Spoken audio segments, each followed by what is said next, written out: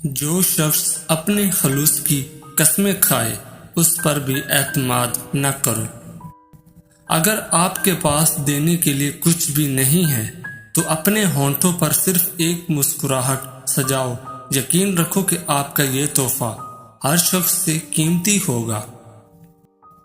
گھمنڈ بھری بات کر کے کسی کا دل نہیں دکھانا چاہیے، کیونکہ وقت گھمنڈ بھی توڑ دیتا ہے اور بات کرنے کے لائق بھی نہیں چھوڑتا ہے۔ اللہ سے ہمیشہ وہ طلب کیا کرو جو تمہارے حق میں بہتر ہو، نہ کہ وہ جو تم چاہتے ہو۔ ہو سکتا ہے تمہاری چاہت بہت کم ہو اور تمہارا حق بہت زیادہ ہو۔ ہم سب ایک طرح سے جڑے ہوئے ہیں۔ جب ہم دوسروں کا برا سوچتے ہیں، ان کا نقصان کرتے ہیں، تو ہم اپنا نقصان بھی کر بیٹھتے ہیں۔ مدد کریں، محبت کریں، لوگوں کے کام آئیں۔ وقت کے ساتھ ساتھ انسان کی قدر و قیمت انسان کی نظر میں کم ہو جاتی ہے، لیکن اللہ تعالیٰ کے ساتھ آپ جتنا بھی وقت گزاریں آپ کی قدر و قیمت میں اضافہ ہوگا۔ ان لوگوں کے ساتھ وقت گزاریں جو آپ کو حوصلہ دیں، نہ کہ ان کے ساتھ جو آپ کی ہمت کو پست کریں اور آپ کو آگے نہ بڑھنے دیں۔ ہم سے غلطیاں ہو سکتی ہیں، لیکن کبھی بھی ایسی غلطیاں نہیں ہونی چاہیے جو بعد میں تکلیف دے یا ہمارے کردار کو بہت کمزور کر دیں۔ ضروریات ان کو کہتے ہیں جن کو پورا کیے بغیر جینا مشکل ہوتا ہے، اور خواہشات وہ ہوتی ہیں جن کو پورا کرنے کے چکر میں جینا مشکل ہو جاتا ہے۔ اسے ہمیشہ شک کی نگاہ سے دیکھا جاتا ہے جو ایک مرتبہ دھوکہ دے چکا ہو۔ خوشی کوئی بنی بنائی چیز نہیں ہوتی، بلکہ خوشی آپ کو اپنے عمل سے ملتی ہے۔ سستی اس قدر آہستہ سے سفر کرتی ہے کہ جلد ہی غربت اس پر حاوی ہو جاتی ہے۔ زیادہ اچھے بنو، یاد رکھو کہ بیٹھے پھل ہمیشہ چاقو کی نوک پر ہوتے ہیں۔ مرنے کی باتیں کرنے والے سبھی تھوڑی مرنا چاہتے ہیں، وہ تو یہ سننا چاہتے ہیں کہ کوئی ہے جو ان سے بہت محبت کرتا ہے اور انہیں مرنے نہیں دے گا۔ اگر آپ دوسروں کے کہنے پر چلتے ہیں تو یہ زندگی آپ کی اپنی نہیں، کیونکہ آپ اسے دوسروں کے کہنے پر چلا رہے ہیں۔ اس لیے سنو سب کی، کرو من کی۔ انسان پر بھروسہ کرنے کے لیے اس کی زبان نہیں، اس کے کردار کو پرکھنا ضروری ہے، کیونکہ زبان بھی جھوٹ بھی بول سکتی ہے مگر کردار ہمیشہ سچ بولتا ہے۔ نفرت کرنے اور دل جلانے کے لیے یہ زندگی بہت چھوٹی ہے۔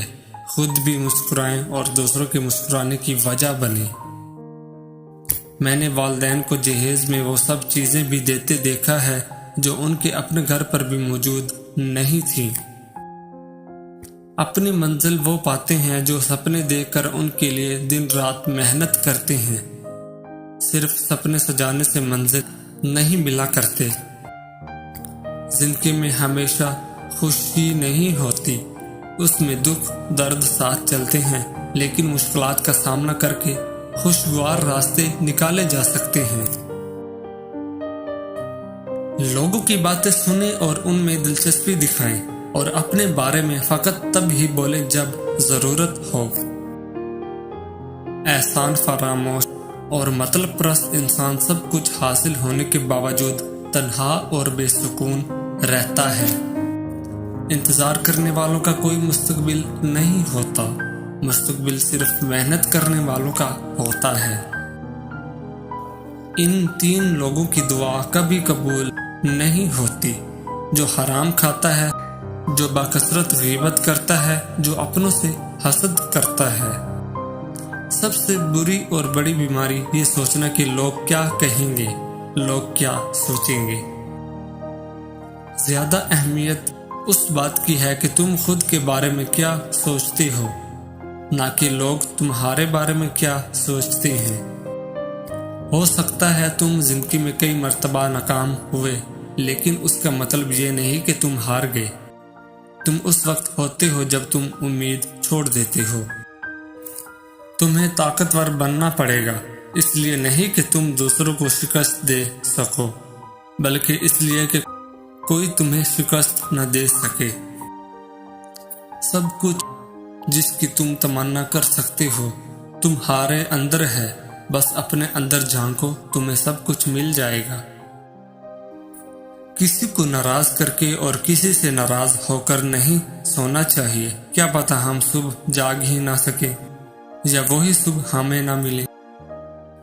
جھوٹے لوگوں کی صحبت سے بچو، اگر نہیں بچ سکتے تو ان پر بھی یقین مت کرو۔ ہر چیز کو دوسرا موقع مل جاتا ہے سوائے اعتماد کے۔ اگر تم نے کسی کے اعتماد کو ٹھیس پہنچائی تو وہ کبھی بھی کرے گا۔ جھوٹ بولتے رہو گے تو ایک دن اس مٹی جتنے دل پر پہاڑ جتنا بوجھ ڈال دو گے۔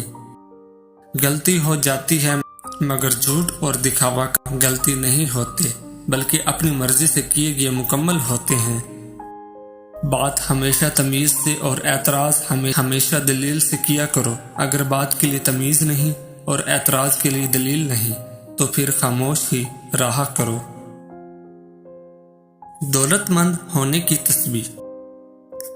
جو فجر کی فرض و سنت کے درمیان یا رزاقو 41 دن تک 550 بار پڑھے گا انشاءاللہ دولت مند ہوگا۔ حضرت علی رضی اللہ تعالی عنہ نے فرمایا، 4 باتیں اپنی بیوی کو کبھی مت بتانا۔ نمبر 1، کبھی بیوی کے سامنے رونا مت، چاہے کتنی بھی تکلیف ہو، کتنی بھی پریشانی ہو، چاہے اندر سے کتنے ہی ٹوٹ چکے ہوں، لیکن بیوی کے سامنے کبھی آنسو مت بہانا، ورنہ ساری زندگی تمہاری بیوی یہی سمجھے گی یہ مرد بہت کمزور ہے، اپنے جذبات پر قابو نہیں پا سکتا، چھوٹی چھوٹی چیزوں پہ اداس ہو جاتا ہے، لہٰذا وہ تمہیں کمزور سمجھنا شروع کر دے گی۔